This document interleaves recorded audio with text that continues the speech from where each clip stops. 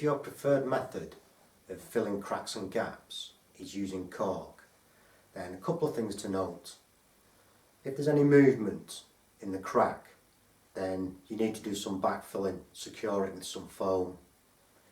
If the gap is too wide, then you need to do some backfilling to reduce the depth, because the drying time of the caulk will be down to a 5mm bead.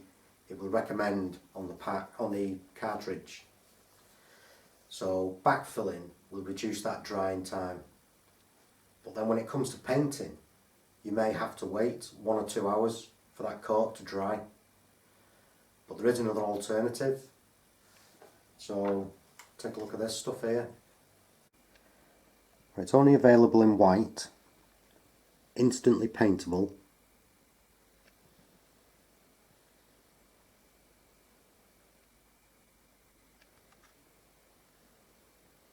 So application, pretty much the same as any other caulk, decorator's caulk, water-based caulk, apart from this, with it being quick acting, drying, then you will need to smooth anything down within 10 minutes of applying it. So don't get too far ahead of yourself, because when you come back and you try and smooth this down with your tool, it'll be a bit lumpy and start to mess up the finish.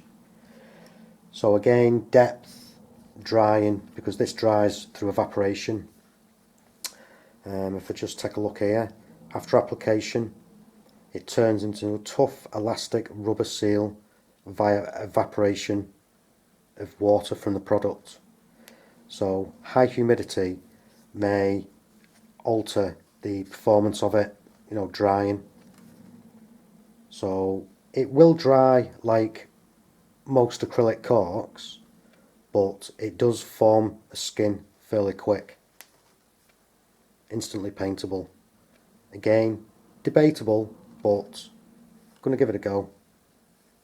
So I've got a piece of plyboard which is effectively not primed, because you can use this on unprimed surfaces, no need to prime, but again sometimes you may have to. So here I've got this piece of stained wood which effectively is pre-painted, primed, whichever way you look at it. Again, pre-painted. So what I want to do first of all is open this up. So with a sharp blade, being careful, just straight down there, open it up.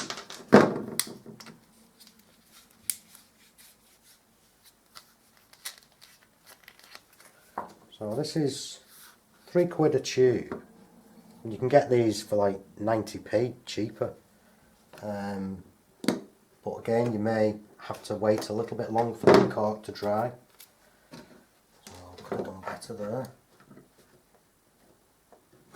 So generally about 45 degree gives you better control when you're using it.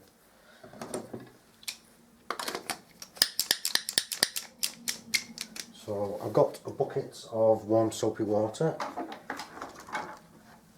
and a cloth, so we'll just get some out. And what I'll do is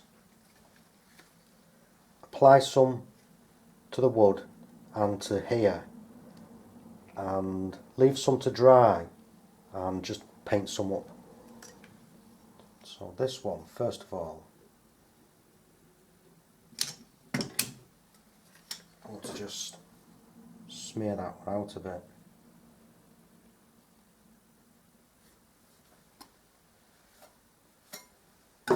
And then I'll just put a bead on here.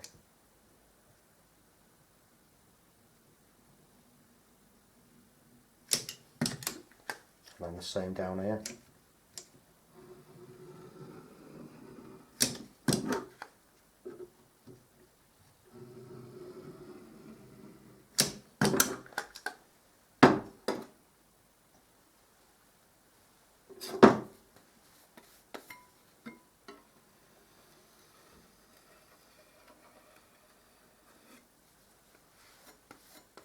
So I'm not going to rush this, because naturally if you were doing something, then you're either going to be cleaning up or moving on and doing something else. So I'm just going to clean this cloth wipe these tools, wipe anything up, and then I'll get some paint on. Right, it's only been a few minutes. Now already it's forming a skin. So if I just pop something there straight away, so you can see it just picks them up. I think after you'd applied and you did your cleaning up and you got your paint out, then maybe you can start to paint this. So I want to give it a go. So you want something a bit flexible. I'm just using a satin, obviously water-based paint here. Let's see what happens.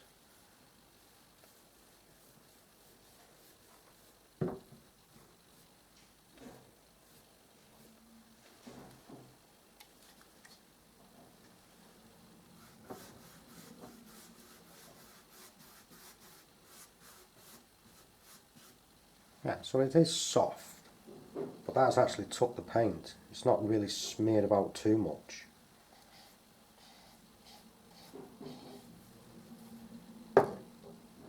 So I'll leave these a bit longer. Actually, I'll leave these till the paint's gone off. We'll just see what's what. I've had this blower now running for about 15 minutes. Cool air, just movement of air, which will help dry this lot. So I'll turn it off, and what I want to look at is, I was talking about absorption.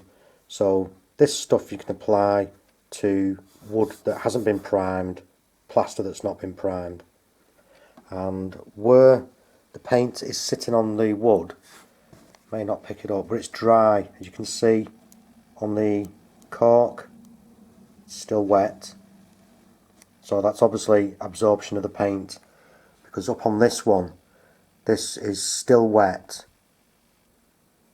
because it can't absorb in, it's got to dry out.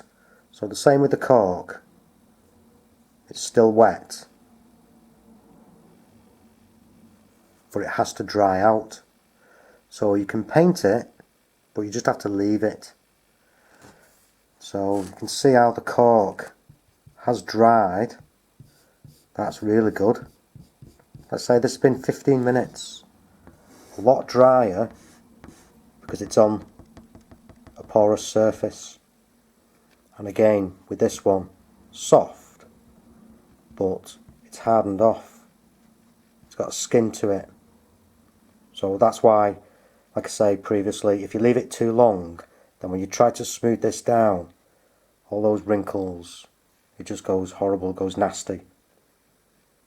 So in your cracks and your gaps, this will probably work. But again, I'm after quicker. So you may go on to a job, you may put a piece of skirting board on, you may want to caulk and paint it and go.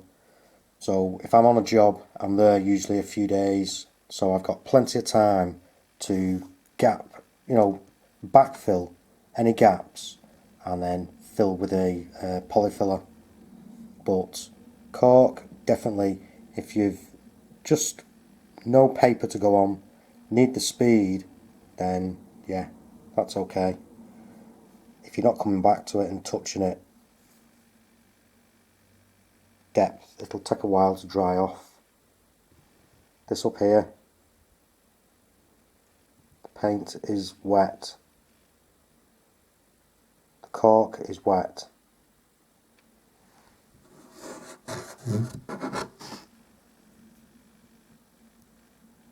A lot different, a lot drier. So yeah, I'm going to look at the how well it's bonded. So that's where I put the line. You can see it there. If I push that either side, generally where I stuck that down. So that's bonded quite well there.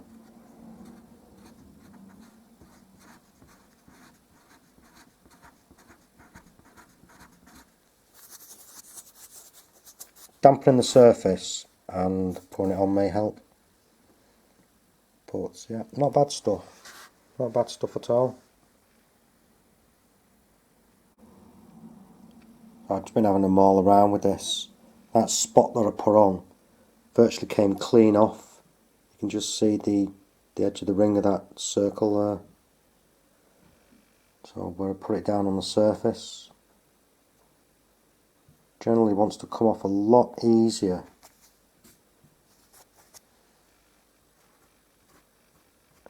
It's dried and bonded quicker underneath, definitely. So I'd say probably ideal for new work, this. But something you wouldn't want to come back to too soon. But no discoloration, covered quite well.